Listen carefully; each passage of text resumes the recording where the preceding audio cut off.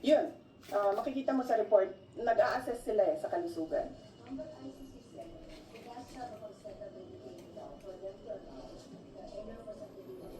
So we will suspect that based on their statement now, we are already allowed. Well, hindi ko na tinanong si Pangulong Duterte kasi ayaw ko na siya ma-stress at ma-distress sa mga nangyari. And ayaw ko na isipin niya na merong mali doon sa mga sinabi niya. So ayaw ko na i-confirm pa sa kanya kung ano yung nangyari doon. The confirmation of the reports that I got, a copy of, enough na yon para sa akin na sabihin na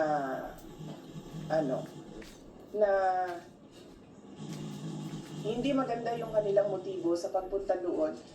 Dahil unang-una, sinabi ko nga, hindi sila nagpasabi na pupunta sila doon.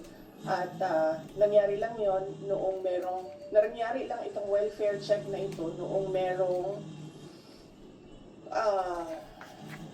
filing ng indefinite adjournment. At makikita mo sa report, nag-a-assess sila ng kalusugan. After the fact, wala silang explanation. I believe nag-explain ang Department of Foreign Affairs, ang DFA. They said that gumagawa talaga sila ng welfare check sa mga kababayan natin. Nasa detention, as far as I know, nasa detention facility siya today. Yes. Oh. Kailan ba siya? Friday to Friday siya sa akin eh. Friday of last week. No, Friday of last week siya. Kung siya huling nakakausap niya araw-araw si Kitty, si Veronica. But earlier today, Veronica messaged me telling me that she's busy today with her examinations. So can I take the call of President Duterte? So I expect him to call this afternoon around between 11 a.m. to 1 p.m. in The Hague.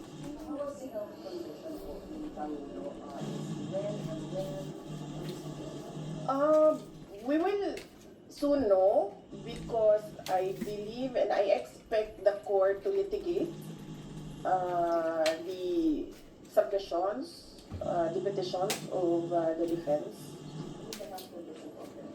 Oo. Like ngayon, today, hindi ko pa alam, hindi ko siya nakausap today. Last Friday, ano mga ba yung pinag-usapan namin? Nakalimutan ko na.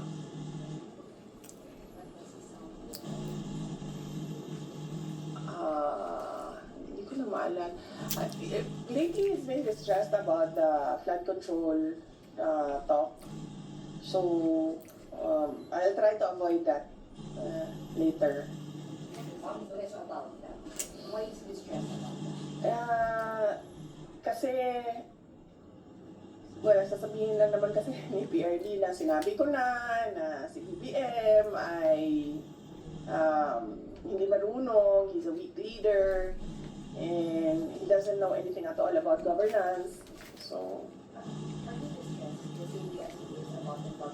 oh yes, ma'am, of course. Sinabi ko na yan noon, hindi naman masama ang loob ko sa ginawa nila sa paninira sa pangalan ko eh. Masama ang loob ko dahil sa ginawa nila sa bayan. Regarding the interim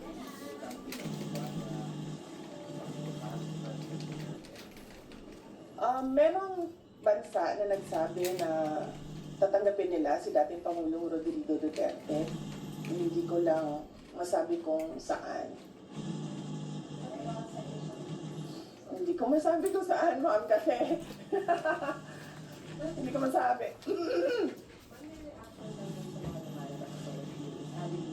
Bags of money in your personal Oo. any reaction on that? Billions of money. Well, matagal naman matagal naman namin na alam yan dahil matagal naman na yan pinag-uusapan. Simula pa lang noong pagpasok namin as President and Vice President, naririnig na namin yung delivery ng mga pera na nakalagay sa mga suitcases. Pero ngayon lang siya lumabas in public dahil merong witness na nagsabi na siya mismo ang nagdadala nung mga suitcases na yun. Hindi siya odd for Martin Romualdez because he was already involved in heavy luggages doon sa Okada case. Kung maalala ninyo, doon sa State of Delaware case sa Amerika, nabanggit na yung pangalan niya doon at nabanggit na rin yung pangalan niya doon na tumatanggap ng pera na nakalagay sa luggages. So, ganun talaga yung modus nila. Hindi na ako nagulat, ma'am. Kasi nababalita naman na yan noon. Hindi lang natin napag-usapan in public kasi at noon, panahon na yon, walang magsasabi na nakita ko, ginawa ko, first hand kung ano yung nangyari. Di tulad ngayon na meron talagang isang tao na nagsabi na kung ano yung sistema, ano yung ginawa nila, at paano nila ginagawa yun. Last Friday daw, his brother also was not allowed to visit him. No, I have to clarify that. No? That is not true. I made a mistake kasi ako yung nagta-traffic nung scheduling ng mga tao na bibisita sa The Hague. Noong merong pinasa sa akin na listahan ng schedule, akala ko yun na yung final confirmed schedule. Hindi nakasali doon yung Friday nakaraan na schedule. Akala ko hindi nakasali yung